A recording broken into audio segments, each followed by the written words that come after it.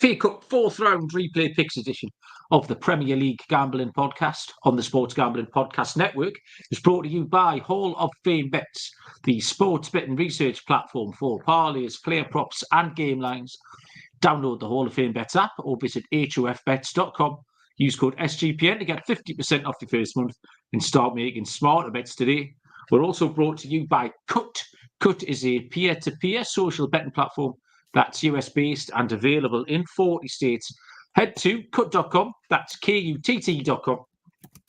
Use the promo code SGPN for a 10% deposit bonus. And we're brought to you by the Sports Gambling Podcast Patreon. The guys just dropped their bonus behind-the-scenes episode of Sean winning $200K, plus this week's pick and prize is a free $250 Super Bowl square. sportsgamblingpodcast.com/Patreon to join today.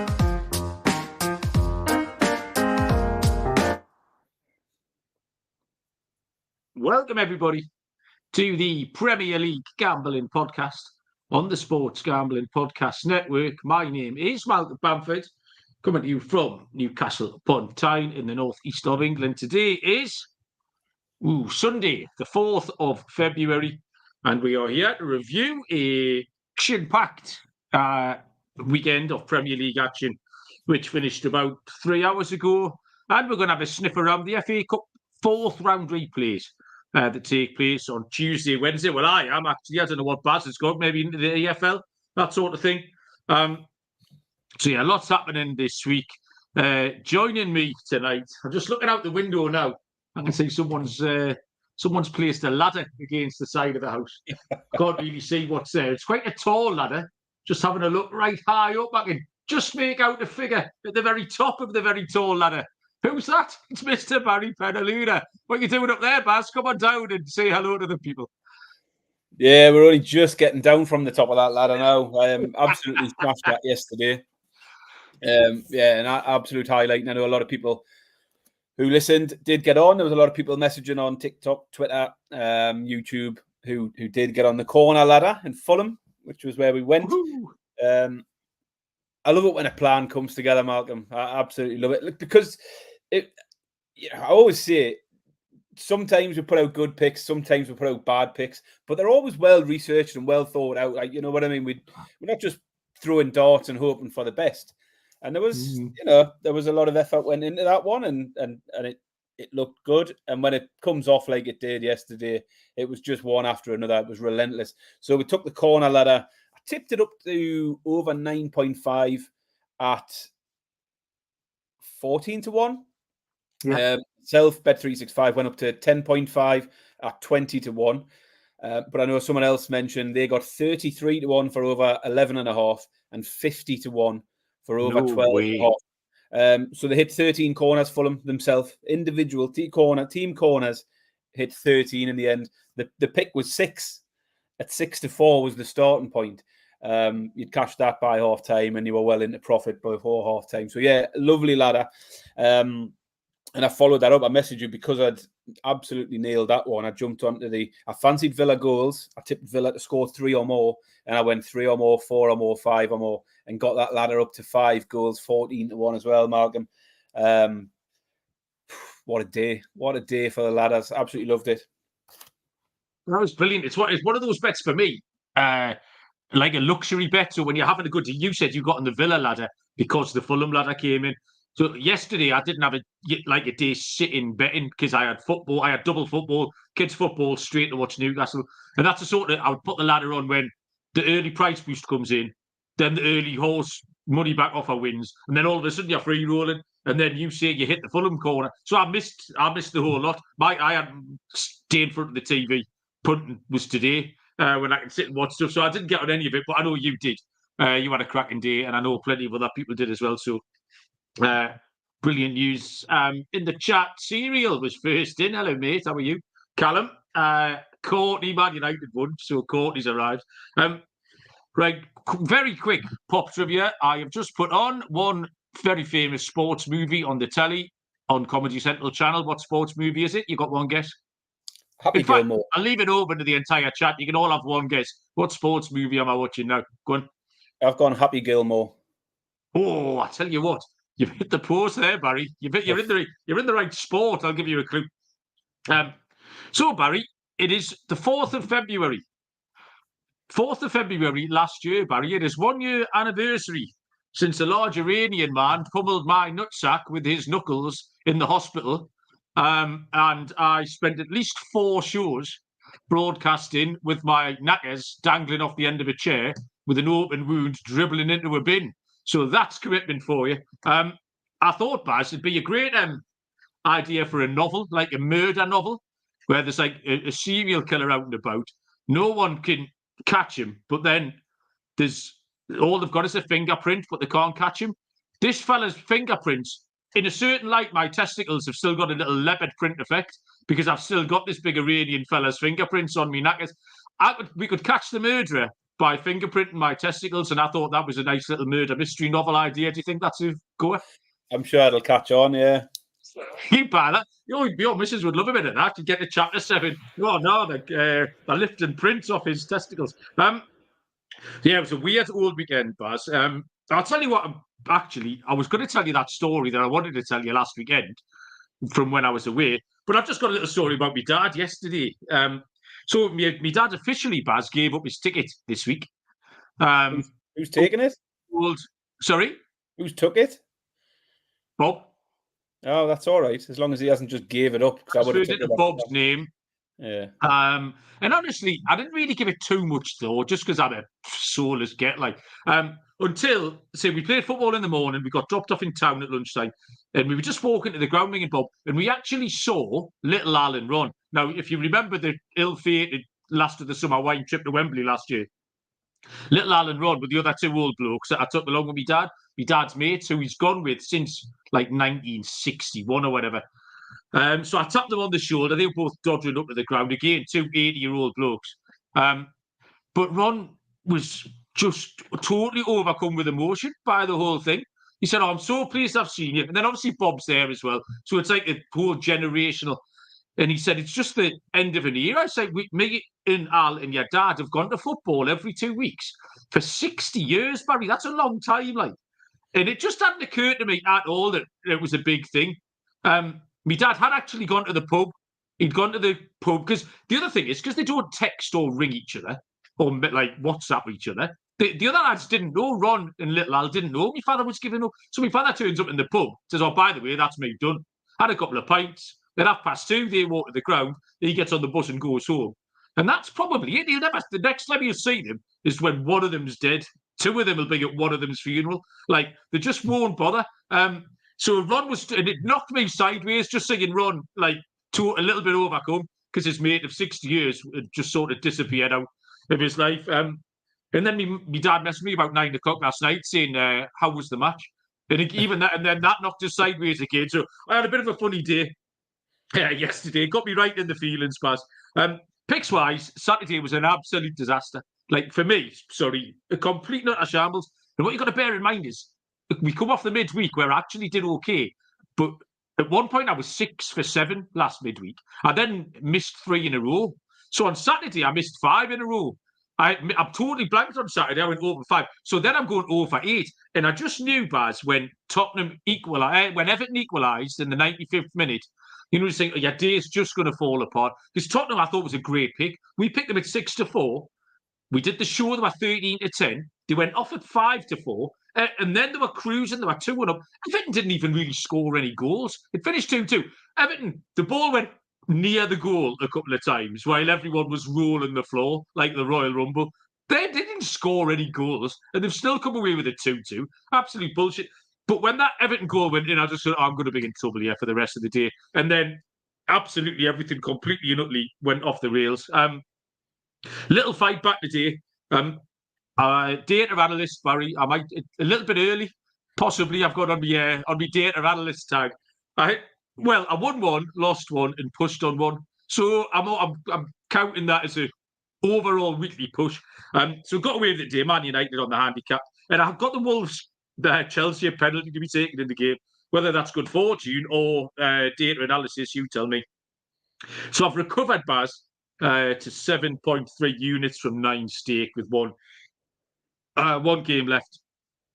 So yeah, not great, but got out the woods. But I just knew yesterday was going to be a shocker the minute Everton scored. Apart from your ladder, Baz, what's the rest of your weekend look like? Yesterday, I felt I was a whisker away from hitting everything yesterday because I had Spurs, unfortunately, lose that early on. I took the goals in the Brighton game. That was an easy win. The Fulham corners was a pick as well as a ladder. Villa to score 3 or more was a great price winner. And the other one was Newcastle to win and both teams to score. And there was an opportunity there late on. I mean, Newcastle go 2-1 up. I think I'm looking good. But even at 4-4, ball comes across and there's a chance. So really, not a million miles away from hitting everything yesterday. But some good price winners, the ones I got. Fulham was 6-4. The Villa to score 3 or more was a good plus money price as well. So yeah, good day with the ladders thrown in as well. And my ACCA is still fully live, Malcolm. I have a 4-game over 2.5 goals accumulator at 7-1. We need 3 goals in the Man City game tomorrow. There's been 9 games so far, Malcolm. 8 of them went over 2.5 goals. Yeah. 6 teams scored 3 or more goals this weekend. 4 teams scored 4 or more goals. There's been 41 goals in 9 games. Over 4.5 a game on average. We said last week it's an overs league, Malcolm, and it certainly turned out that way. Everything went over yesterday, and the only one that didn't today was the Bournemouth game. Absolutely bonkers weekend. 41 goals from those 9, and we're not finished yet. There could be another 4 or 5 tomorrow. No problem. Right, well, Patrick Backus, so obviously Courtney, her partner, is his partner in the chat tonight. But Patrick asked on Twitter about why he thought it was going over, and there's tons of reasons really. I think an obvious one is that we're playing 100 minutes now, 102 minutes or whatever. So you get an extra 10 minutes of football. Stands to reason you're going to get roughly an extra 10% goals, that kind of thing. I think there is a lean towards the playing out from the back thing has got a 2-pronged effect really. One is that you get the odd boo-boo, you get more boo-boos. There's been probably loads of goals this year have come from teams trying to play out. But I think also attacking-wise, because they are playing out from the back, you get more chances as well at the other end when it does work. And I also think that currently there's less of the old-fashioned dog shit teams like Steve Bruce Newcastle. We sat there and you could put in a Sean Dyche Burnley, Crystal Palace, any variation. There was always a middle glob of teams who just were big and ugly and manky, and you don't get that anymore. The promoted teams are coming up. Burnley, just a madness. You've seen the way, obviously, Brighton play, the way Bournemouth play. Bournemouth get a new manager in, and they've got no intention of trying to nick a 0-0 or a 1-1 away from home. They want to go and win 4-3 wherever they are every week. So I just think it's currently the fashion in the league as well. So several reasons for it, but it's a trend. And we're seeing 1 to 2 shots every week now is in the over 2.5 goals. So I definitely think over 3.5 is the new over 2.5 pass. Where I have saved my weekend is overseas, Barry. I can still AFCON in Asia. I'm still going. So Nigeria are into the semi-finals. They are now the 5-4 favourites. Put them up at 10-1 at the start of the tournament. They're short price favourites to beat South Africa in the semi-final. So what I'm concerned about here, Barry, is the Ivory Coast, the host nation, because they've got absolutely no business being still in the tournament. Yeah. They qualified in 3rd in the group. They lost 4-1 to Equatorial Guinea. They sacked their coach after the group stage and replaced him. They conceded in the 4th minute against Senegal, won on penalties. They were down to 10 men against Mali, who missed a penalty, then scored a 121st minute winner. They're just doing absolutely everything wrong and getting away with it. We then move across to Asia, and the team that I've still got in the tournament, South Korea, they've got no business to be in the tournament. So I can't complain about Ivory Coast on one hand, having all the luck, because I have absolutely rolled the luck with South Korea on the other hand. South Korea are now even money to win the tournament. So my cash out, I backed them, I doubled them up at 60-1. My cash out is now 11 times my stake. So that's going along okay.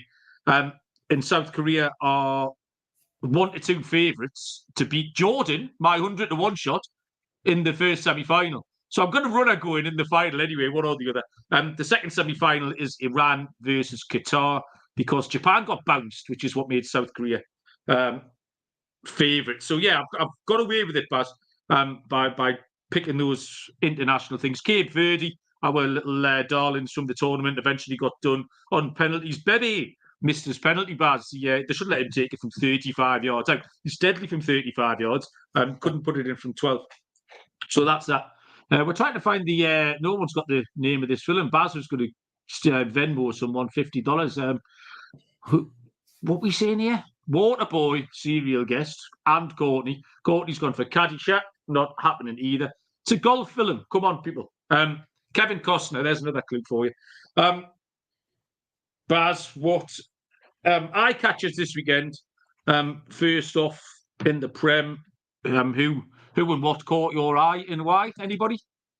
Well, I didn't watch anything yesterday, Malcolm, so I know you'll surely bring up Luton, who have been catching the eye for a few weeks anyway. So yeah, yesterday for me was spent freezing my tits off in a snow dome down in Tamworth. Oh, yeah. Chloe's going skiing next week, so she went last weekend. Her friend's parents took them last weekend for 3 hours of lessons, and this weekend was 3 hours of lessons. And I thought would be spectating from behind a glass partition, maybe he's in a bar or a cafe or something. But the spectator area was like a sort of balcony area at the bottom of the slope. So it was Baltic. It was like standing in the fridge for 3 hours. I had to keep going for a little walk just to get the blood flowing again and then go. But it was good fun. They've done really well in the 6 hours of lessons they've had in the last 2 weeks. And off she goes to Switzerland next week. So I didn't watch any football yesterday, apart from the first half of the Spurs game. Arsenal were very good today. Again today. I didn't watch any of the early games because I was out with girls' football. But you know, I've give Arsenal a bit of grief over recent weeks where they were struggling.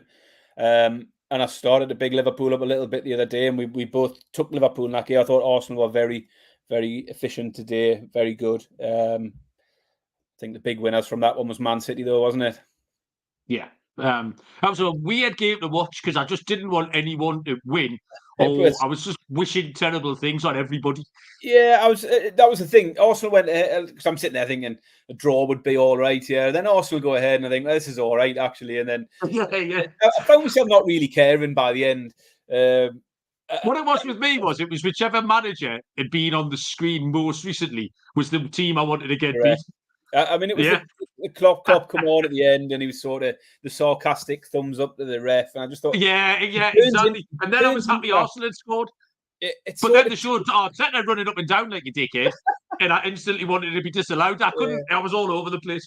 But it's that thing with there are some managers who just are consistent throughout. Klopp is, I mean, they're the two managers who are all smiles and fun in games when it's going their way. But the second it turns on them, God, doesn't Klopp turn into an absolute bellend? But yeah, it was a decent game. I took Darwin Núñez, didn't have for a goal, didn't start. That was a disaster because I started Darwin Núñez in fantasy football. Who did I drop? Richarlison. Oh, buzzer. 2 goals, 15 points. So the worst outcome was Darwin on the bench and coming on for 1 minute. 1 point, which he lost because he got a yellow card for arguing with the referee. But yeah, I enjoyed the game. Plenty of goals. I thought there might be goals. He was asking if Klopp's on the tit list yet. I don't know how he isn't. We've been very... I don't know how he isn't. I would nearly fell off my chair when I flicked to the back of the page. So even though it's my list, he's not on there. Yeah, we'll leave him for now. Yeah, you're right. Luton Town made my eye catchers list first, but it's just because I watched them. And I thought I was a little bit disparaging about them last week on the show. I said Newcastle would be the big lads at the back for us would be able to deal with Luton, and absolutely we couldn't. They were excellent, and I was really surprised. They were a lot more than the sum of the parts. They've got some good players, but as silly as obvious as it sounds, also at the back was great. HOPENY on the right wing was absolutely outstanding. Ross Barkley, I said to Bob at the start of the game, Bob's a central midfielder, I've told you, loves N'Golo Kante, busy little midfielder. I said to Bob, watch Ross Barkley today. Watch and learn from Ross Barkley. And then I was talking to my mate at half time who had his kid with him. And I said to him, oh, Barkley's having a great game. He said, I told my lad to watch him today. Also, the dads are telling the lads, like the old men knew, to watch Ross Barkley yesterday. Luton were outstanding. They're going to give themselves a proper chance of staying up, Barry, because nothing they've done. We've said it's been week after week after week. They've been either getting a result or getting close to getting a result. And on the evidence I saw yesterday, I think I checked the markets today, they were 9 to 10, so minus 111 to go down, which means you'll get a similar price when they stay up. So it's not a working man's price particularly, but I think they've got more than a fighter's chance. Sheffield United made my eye catcher's list because what the fuck? I mean, in contrast to how Luton are attempting to stay up, I have no idea what Sheffield United are attempting. I don't know what they are. I mean, I don't know what you can say about that. And then Crystal Palace are the other ones who were just in absolute turmoil. About 17 minutes ago, Barry, I told you a story about 3 78-year-old men who can't get to the football match because they're all doolally-tap and physically impaired. How on earth is a 78-year-old man meant to run a Premier League football team? How does he get to work every day and then go out and train them? And it blows my mind. Like taking my dad home and explaining to Ron what a pizza is on one hand, and then him running a Premier League football team on the other hand. So that was odd. And then I had Arsenal, Liverpool. There's some little bit of chat in the YouTube comments here. I just thought Arsenal were better, and we said that Liverpool would outgun them, and Liverpool didn't. They scored a goal. They got a rubbish goal each, a stupid OG each, or a mistake each. And Liverpool never really looked like scoring. Lloyd was in there saying they were beaten fair and square, saying the ref was awful. I thought the ref at Newcastle Luton was awful. I'm not taking anything away from Luton because they earned the right to shithouse yesterday, but the referee was weak as piss. Honest to God, we should still be there now playing the extra time. That was added on. It was absolutely preposterous. He was terrible, but Luton were very, very good value for that point. So yeah, that's me done. Baz, you got anything else to wrap up the weekend before we make some picks for this midweek? No, I'm ready to get into the picks. I have got 3 FA Cup picks, Malcolm, and a couple of EFL players. Okay, I've picked all 5 FA Cup games, but here's what I've done. So we will move on once I've told you first about the SGP Patreon. Sean and Ryan just dropped this month's bonus episode, which is behind-the-scenes breakdown of Sean winning 200k in the DraftKings Millie Maker. The Patreon pick and prize is a free $250 Super Bowl square. Super Bowl next Sunday. We'll talk about that in a minute. Plus access to all the pick sheets and exclusive channels on Discord. Head to sportsgamblingpodcast.com/Patreon. And Underdog Fantasy, great way to play alongside your favourite fantasy players all season long. NFL, NBA, NHL, college basketball and football. Simply pick high or lower on your favourite players' fantasy stats and cash in. You can win 100x with some spicy plays. Watch along, make your picks, maybe make a little cash over on Underdog's mobile app or website, underdogfantasy.com. Sign up with the promo code PLGP. Don't forget, we have our own promo code now, Premier League Gambling Podcast. So PLGP. Underdog will double your first deposit up to $100. Underdog Fantasy promo code PLGP. Yes, Super Bowl this time next week, Barry. We will be at your brother's house for probably my favourite night of the year. We talked about it a lot last year. All the food you can eat, all the beer you can drink, all the beer pong tournaments you can win, and then everything else that goes with it. Baz, I am looking at my beer pong trophy. It's right there, Barry, on the windowsill. I've got the fear I messaged you this week because we've got 3 or 4 new people coming, I think, this year. And I think that you've enlisted some beer pong experts just to keep my name off that trophy again, Baz.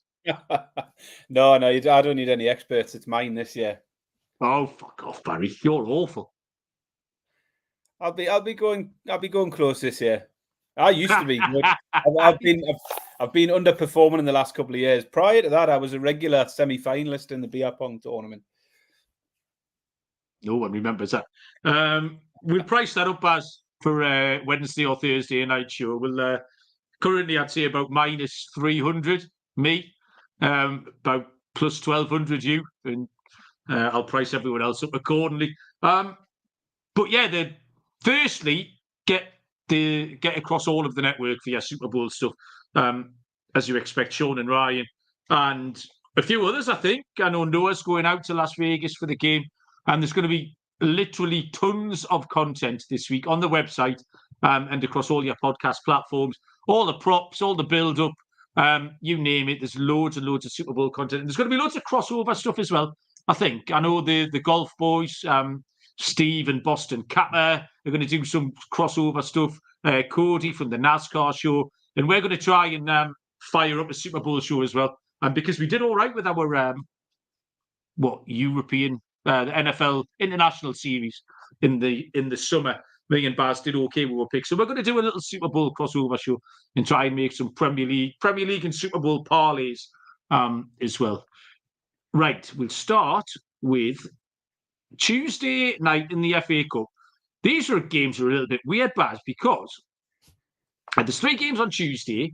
They are all championship ties. So we've got 6 championship teams, and all 3 games finished 1-1 first time around. So the 1-1 of the week, we should have hit 3 times, but I don't think we handicapped any of the games as it happens. But I've got them all under control here. So the first one is the 7:45 kickoff, and it is Coventry City against Sheffield Wednesday.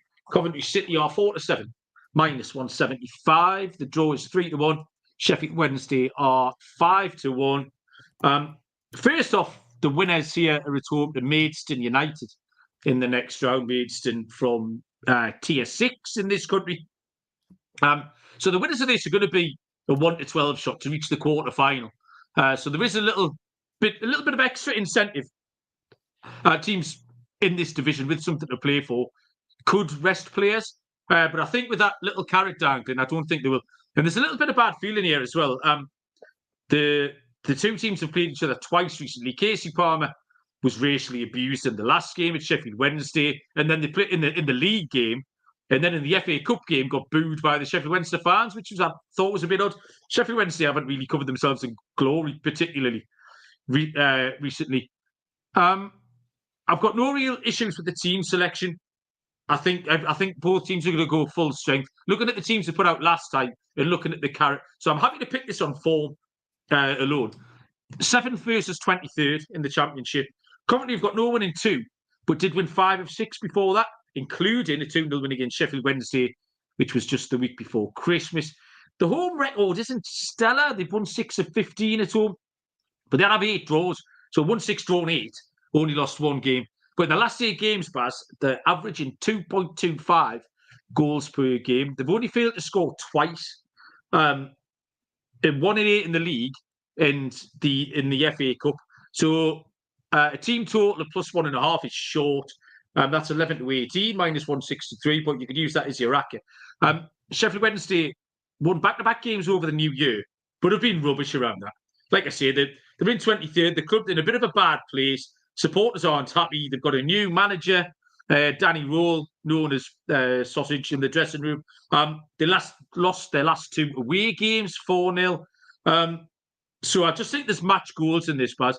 Obviously, over 2.5 is short, 13-18, -138. It's workable. So we'll go with the over 3.5 goals, Baz. 7-4, +175. I think it's a great price. Goals, Coventry, Sheffield Wednesday. Yes, man. I've also got Coventry Sheffield Wednesday, but a completely different angle on it. So something that people can combine if they want to go a bet builder. I haven't opposed you. I've just got something completely different. It's corners, Mal. Both teams average 6 per game. That equals 12, 6 and 6, Malcolm. 6-4 for 12 corners in this game. Good plus money price for something that is around the average. We're getting an extra half a point on it. But the 2 sides played, as you say, back-to-back games. They played in the league, and then the following week they played in the cup. 14 corners in the first game, 15 corners in the second game. So the last 2 times they played, there was plenty, went well over that point there. So I'm going for 12 or more corners at 6-4. You can start at 11 or more. You'll get about 10-11, -110 for 11 or more corners if you want to start at a little bit lower. It's a decent price. And I'm going to go a little bit up the ladder. It's not a full-blown ladder, Malcolm. It's just a few rungs up. A step ladder, Baz. So I'm starting with 12 or more, 6-4. 13 or more is 5-2. 14 or more is a bit stingy, 7-2. So it's not jumping up much for that extra corner. I mentioned the other day in the Fulham one how it went from 6-4 up to 11-4. Big step up. But anyway, 15 or more corners, 6-1. So a little bit of a ladder. Coventry, Sheffield Wednesday. Corners start at 12 or more, 13 or more, 14 or more, 15 or more. 15 corners gets us a 6-1 winner. My corners pick, my data analyst, Baz, I took the corners in Bournemouth Forest, under 11. And I messaged you at lunchtime. It fucking got over in the first half. There was 10 first half corners. And that was the first game because I was still waiting for a Chelsea penalty. I was still waiting for stuff. And I was desperate by this point. So the game kicked off. I was like, just go steady. 90 seconds, corner. 1 minute, 8, corner. What was your pick in that game, Morgan? Sorry? What was your pick in that game? Under 11 match corners. Match corners, fine. Because it's funny, I'd forgot you'd made that pick. But I put an ACCA together on the early games today. And I struggled with that game a bit until I looked at corners. And I thought Bournemouth corners was a great bet. And as it turned out, I think Bournemouth hit about 12 or 13. Didn't it? In fact, I'm just looking now. They hit 11. But prior to that, Bournemouth's corners, 5, 12, 8, 7, 13, 6, 6, 6. So they'd hit 8 games in a row, hitting 5 or more, and most of them going 6 or more. I got a decent price for them to get 6 corners. Did I make that pick from? So I'm sure in my notes last week I had them like total corners, but Bournemouth corners on their own look tidy. I liked it. But yeah, I totally forgot that. Like honestly, because I think I had them like a 5.8 corners per game before that. Yeah, I am, and obviously Forest. Yeah, but averaging under 6 per game. So maybe I need to rethink where that was probably early in the season when they were shit. It's been completely overhauled by when they picked up a bit. So yeah, I got that particularly very wrong. Do you want to pick another FA Cup game, Baz? Lead us off. Absolutely, I'll go with Villa Chelsea. Have you got that one? I've done them all, Baz. I've done all the FA Cup. You've got everything, but I've only picked 3, so we'll go with Villa Chelsea. Then you can kick off for your next one. Okay. I mean, after the Villa, the Chelsea result today, and Villa yesterday, my initial thought was just take Villa here. The prices. You've got the prices. You can let us know what we've got. Well, already we've seen some line movement, Baz, just because I think of today's result. Villa were 13-10 and now 5-4. The draw is at 13-5 plus 260. Chelsea were 19-10. They've drifted out to 21-10 plus 210. Yeah, so my initial thought was Villa, but I've talked myself out of it. I just think when I think of the two teams recently, I just think that there's goals in their games, with the exception of the cup game where they saw out a 0-0. But there were enough chances in that one. 23 shots on goal, 9 on target, combined XG of almost 2. So for a 0-0, there was enough there to suggest, it wasn't a drab 0-0. There was, opportunities for goals. And in league action, both of these teams have went over 2.5 goals in 5 of their last 6 games. And they saw a combined 20 goals in the last 2 rounds of games between the two sides. So Villa with a 5-0, 4-2. Chelsea had the 4-2 against Liverpool, where Villa had a 3-1. So the combined goals in the last 2 weekends has been 20 for the two sides. So I'm just going to take this one nice and easy. Over 2.5 goals, 8-11 is the pick for me in the Villa-Chelsea game.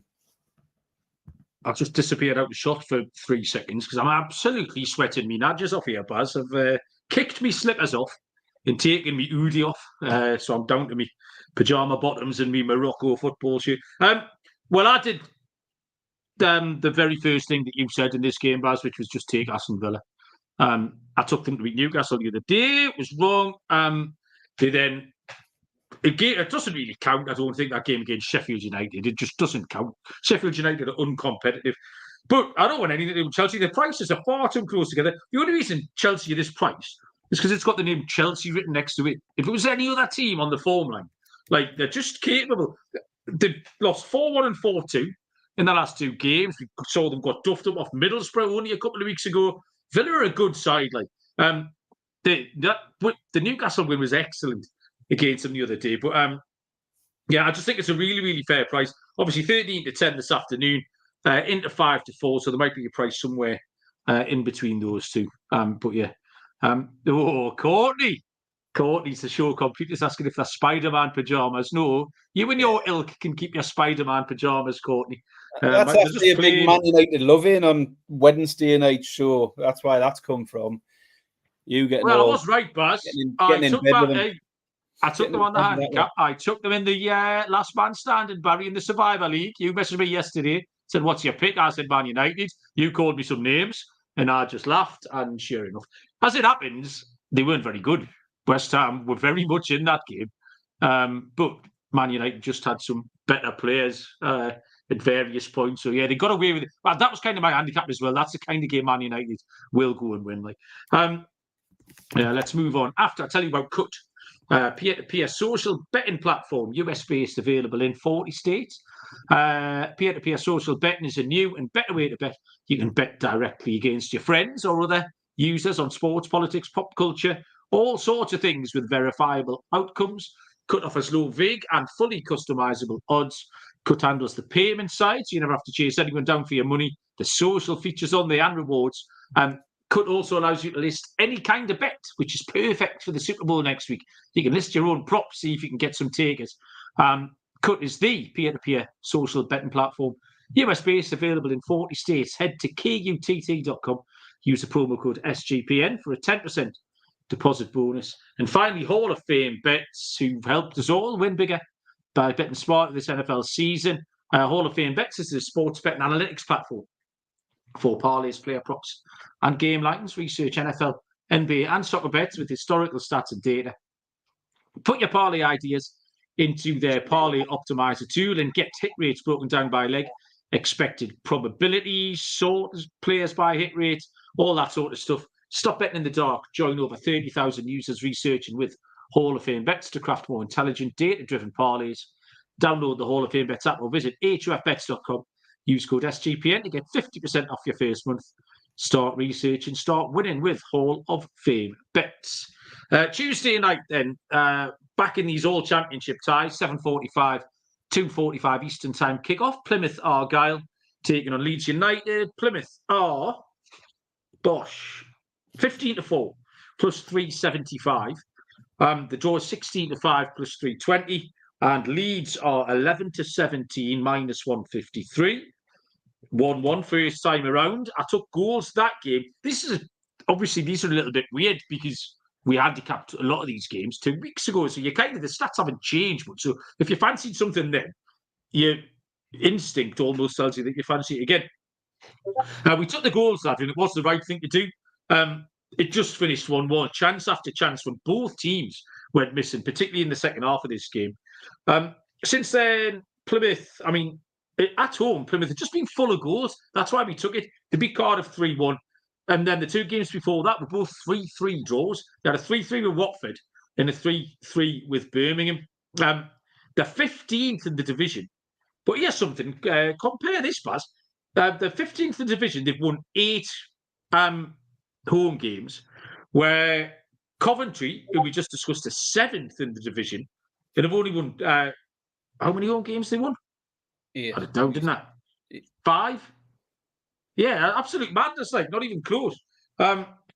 So yeah, it just shows you how tight this division is.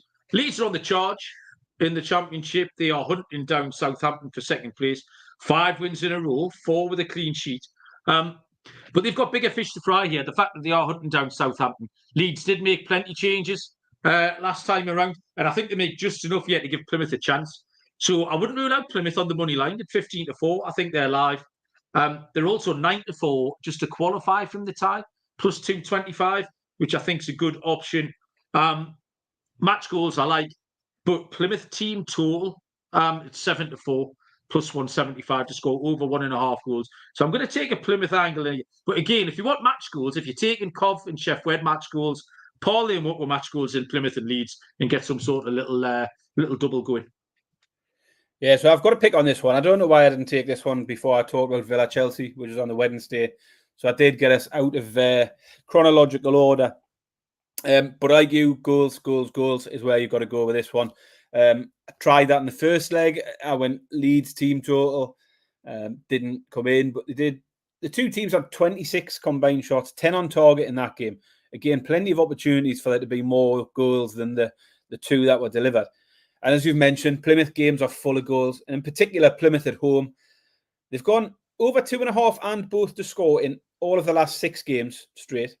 The last 5 home games have seen them score 3 goals themselves.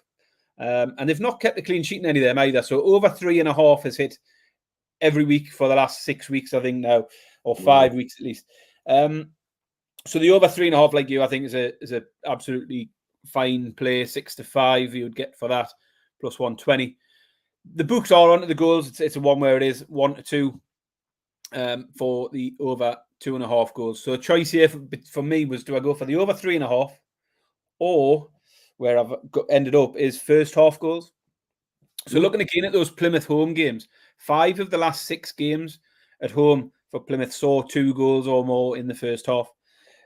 Now, Leeds have been a little bit low scoring the last couple of weeks, but before the weekend, Leeds had scored a first half goal in 6 competitive games, and in 3 of those 6 games, there was 2 goals in the first half. So there's enough form across the two teams to suggest first half goals can land for us and get us a nice early cash inside 45 minutes. The pick for me, Plymouth Leeds, is over 1.5 first half goals at 6-5 plus 120.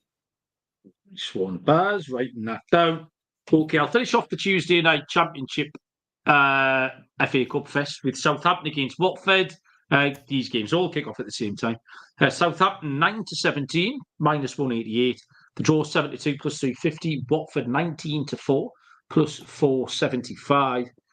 Southampton, just mention them in outstanding form.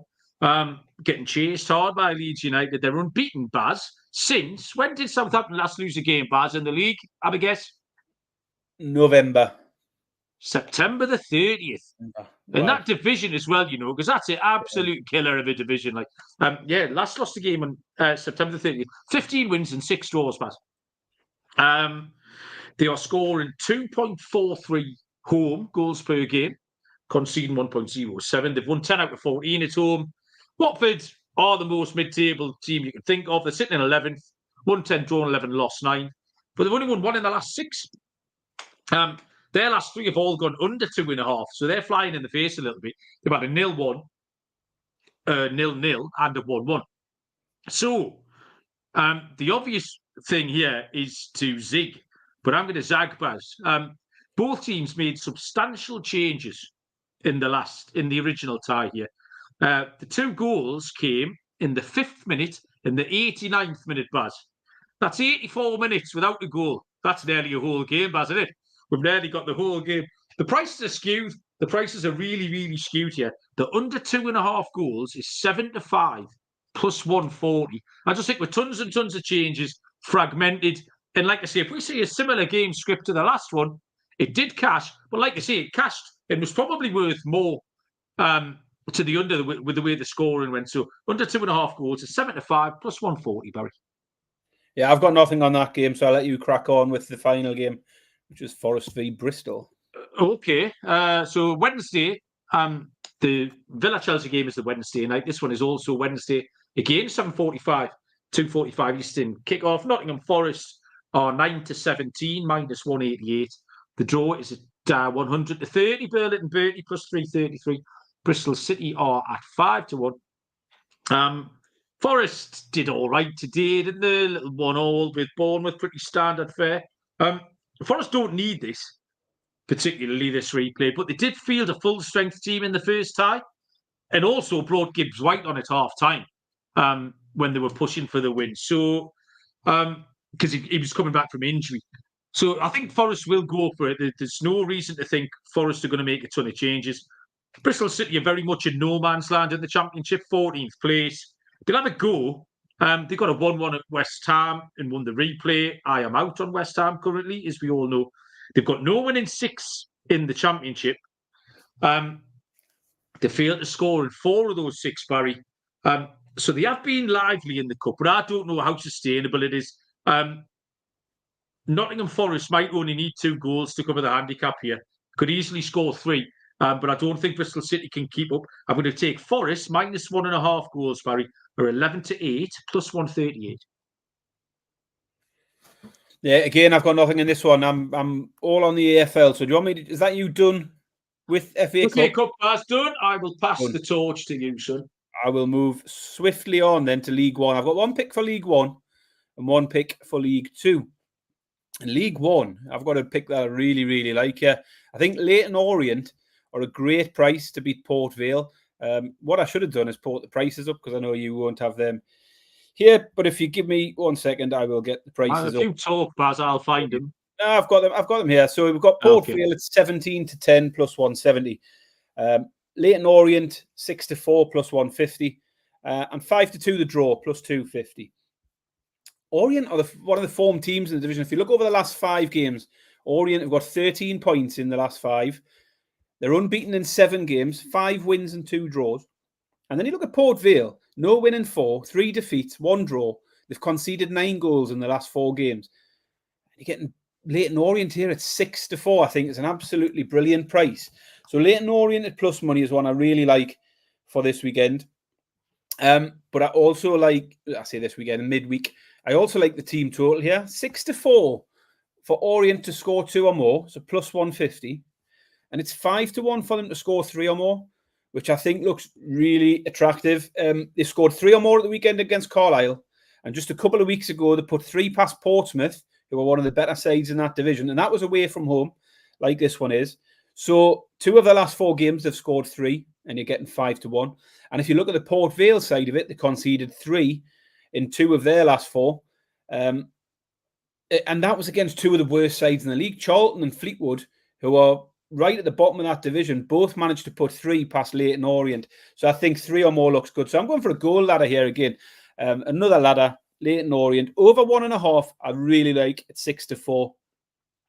Over 2.5 Leyton Orient goals at 5-1. Over 3.5 is 16-1. And if you want to be stupid, then over 4.5 is 50-1. Little bit ambitious, but I love the over 1.5. And I think the over 2.5's got a squeak as well. So that's where I've gone there. Another ladder, another little ladder for you. Getting carried away now, full of bravado with all these ladders after a couple of good weeks of ladder action. Great concept. There's one everyone, some of the Americans can't get involved in the corner ladder. So the Orient team total is where you can go this week. Moving on to League Two, I have got Walsall versus Morecambe. Walsall are 5-6 minus 120. Morecambe are 16-5 plus 320, and the draw 14-5 plus 280. Both teams to score in this one, Mal, 4-5 minus 125. Walsall league games have gone both teams to score in their last 5 in a row. Morecambe, 4 of the last 5 have gone both teams to score.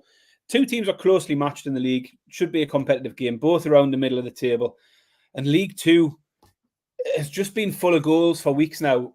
Funnily enough, the weekend was a bit of an exception. The last couple of weeks have been a bit trickier. Teams like Notts County, who are normally full of goals, they had a 1-1 last week. They had a 1-0 this week. Crewe, Tranmere was one I really fancied for goals, finished 0-0, where in previous weeks had been full of goals. But generally, this season, League Two's been good for goals. Walsall, Morecambe, both teams to score in this one will be a winner at 4-5. Talking to one of the football dads on Saturday lunchtime, Baz, because I just looked at before, I said, Tottenham have scored. And he said, the clues are there immediately. He said, how's Oxford getting on? And what's the Newport score? I was like, oh, here we go. I said, why? So he says, have a little dabble. And he knew nothing. We said hello. He's a Raiders fan. So we've talked a little bit about NFL, but we don't. It's this sort of representative team that we play, that the 2 boys play for. So we're not really very familiar with each other. But yeah, he seems like a sound bloke. And he said, I've got a system. And it turns out he's got spreadsheets. He's well into it. And he looks at both teams to score down the leagues. And he said, I work it all out. And he said, then if they've got a 60% chance of scoring, and if they've got a 60% chance of scoring, then I fire into the thing. He then says, I also do the horses where I lay favourites in 7-runner handicaps. I'm like, fuck it. It was like my dream conversation. Like the game was going on in the background. We just ignoring the game. Like we just said we had a proper a proper gambling chat. So I did say I would send him the show.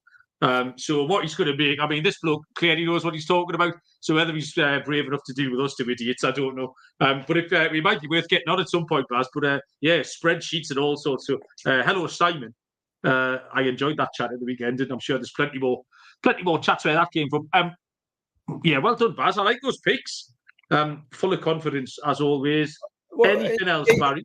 Yeah, I mean, when I finished there, I take you've got no exotic stuff this week? I've got a little acca, Baz, just a team total acca on Coventry, Southampton, and Forest. I think there's goals in those. I wasn't Southampton, sorry. Coventry, Forest, and Plymouth is the answer. Then that's round about 3.5 to 1. So yeah, Coventry, Southampton. Stop saying Southampton. Coventry, Plymouth, Forest is plus 350 to all score over 1.5 goals, Baz. But that was all I had out of the fancy draw. No, that's fine. I mean, there wasn't a lot of games to go off this week, so I didn't go berserk on the fancy stuff. I wasn't going to pick anything in terms of underdogs, scorers, and things like that. But then I have gone with a little exotic play that might bamboozle a few people. But anyway, we'll go with it. So no underdogs, just wasn't enough. Nothing that really jumped out. So I've left that. Scorers I've left alone. And for an acca, not for me. But I've got a little couple of a little ladder combo. So if you think of like a ladder that points upwards, we've got the two sides of it. And we're going to meet at the top.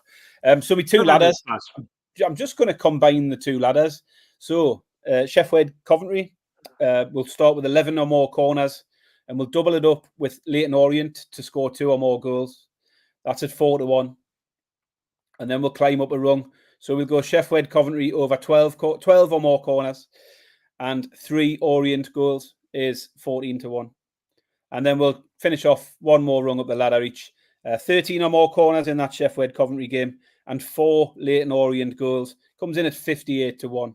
So we've got 3 little doubles there. Start off at the bottom rung and then work our way up a little bit from there. Okay, love all of that, Baz. First, cross-game parlays. Bit of practice for later in the week when we throw out some cross-sport stuff when we do the NFL and the Premier League. Champion, Baz, I think we're done. Nice little midweek show. Hopefully get some FA Cup winners. The FA Cup was all quite kind to us last time, and I need to put a little streak together. And also the African and the Asian stuff will be happening. So we need South Korea. Although Jordan would be nice, but yeah, South Korea and Nigeria to get over the line for me this week. Baz, anything else you want to add before we crack on? Yeah, couple more things. Merch store. We have our own merch on the merch store now. Premier League Gambling Podcast. So head over to the SGPN merch store. You will see we've currently got T-shirts on there, but they are going to add hoodies as well. So we have got our own Premier League Gambling Podcast merch. Shout out for the first person that's daft enough to buy any merch with our Premier League Gambling Podcast on it. Spotify reviews. I make this plea every week, Malcolm, to get us to 100. We're up to 99 Spotify reviews now. Oh, shit. Come on. Still 4.9 stars. I mean, I'm not saying the 100th will get us 5 stars, but let's get us to 100 reviews. There must be someone who is listening to this on Spotify that still hasn't pressed the 5-star review, or someone who doesn't listen to Spotify that could just listen to one episode and get us that 100th. So yeah, get us that. That's the pleas for this week. The only other little bit of lifestyle news I have, Malcolm, is I bought a new lunchbox this week. I've bought a bento box, Malcolm. What do you think about that? Do you know what a bento box is? What box? A bento box. Hello. You don't know what it is? But I want one. The Japanese love them. It's a Japanese thing. It's a Japanese lunchbox with tiers and compartments and all of that sort of thing. And you get your chopsticks with it and that. What's so exotic that you're having for your dinner that's going in there? Why does your corned beef sandwich in a Tunnocks caramel wafer need to go in a bento box? No, I'm being healthy at the moment, aren't I, Malcolm? How's that going? What's the numbers? One in total since January, £13 off. Nice. Since the start of December, £23 off. So okay. Heading in the right direction. You'll notice, Malcolm, no glass of wine tonight. I'm on the water. No alcohol all weekend. Save myself for next week. So you have a bento tell box. us more about your bento box. So I don't know when it's coming. I didn't realise it was actually being delivered from Japan until after I ordered it. It's coming from Kyoto in Japan. It was an expensive lunchbox. But yeah, I've got a grown-up's lunchbox coming. I'll show you it when it eventually arrives a couple of weeks down the road. And if any of the listeners are keen bento box enthusiasts, they can share some bento box ideers. There's websites. There's the specific things you meant to put in it, like rather than like I say, just like all beef yeah. sandwich. So the Japanese would have a portion of rice and then a protein and then a vegetable, maybe pickled vegetables or boiled vegetables, and then omelets a good thing. They'll make this little rolled omelet thing and then slice that up. And so just your usual, You're going to do all this, are you? I'll share some pictures when we go. Well, I'm eating a lot of rice at the moment. I've got my rice cooking away now, ready for tomorrow's dinner. You've got a rice cooker? I've got a rice cooker. Rice cookers are brilliant, Malcolm. Have you got one? That's no, I haven't. No. Oh, honestly, they're an absolute game changer. I mean, I always thought I could boil rice pretty fine, but this just stops. When it's cooked, it stops, and then it keeps it warm for ages. You can't go wrong. Rice cookers the way forward if you eat a lot of rice. Bob's mate plays football with Leon, is half Japanese, and his mum, I've said before, when we go around there, she's just always knocking up stuff, rice-based stuff, but she's an absolute machine. Like, she's a master at it. There's just rice everywhere, but it's like just getting folded into things. It's getting balled up. It's good. They're absolutely brilliant. Like, the kids go wild for it. If I try to feed them stuff like that here, they just throw it back off my head. Like, go around to a Sami scaff, and they can't get it done quick enough. Like, so. Courtney, catching a few strays there, Barry. Courtney saying your bento box can help with portion control. That's what you're trying to say, Courtney. Courtney, I don't believe is casting aspersions on your silhouette, Barry. I'm looking forward to seeing you next week. You sounds like you're going to be half the man. Well, to be fair, I'm used to you being not half the man, definitely. All different sizes whenever I see you. I'm never sure what size you're going to be, because sometimes you're titchy and sometimes you're towards the other end of the spectrum. So I look forward to seeing what's happening next week. Yeah, really looking forward to next week. Obviously, we'll blast out another couple of episodes through the week. We'll have our Premier League episode. We'll have our Super Bowl crossover episode. And then I don't know when next weekend's episode's getting done, because it's certainly not getting done Sunday night. No, hell no. You never thought, well, we'll think ahead. I don't even know what's on the following week. But yeah, really looking forward to Super Bowl party. I'm sure we'll talk more about that in midweek. I've got a lot of planning to do, Malcolm, as you know. I've got to get all the food prepped, all the shopping in, all the beer in. I've got a lot of work to do this week on that. I just need to keep my beer pong arm loosey-goosey, so I can take it home for a fourth time. As I said earlier on, get across all the network for tons of NFL action this week. It's going to be loads and loads of fun. Thank you, Baz. That was a fun weekend. Thank you, everybody who's in the chat. Courtney, Callum made me giggle tonight. Lloyd O'Serial. Brian joined us briefly earlier on as well. So thanks to absolutely everyone. We do appreciate it. Big a friend, tell a friend. Get that 100th Spotify review. We'll be back on Wednesday night to talk some football, and keep your eyes peeled for the NFL crossover show, which we will do something for this week as well. In the meantime, we will see you down the road. Cheers.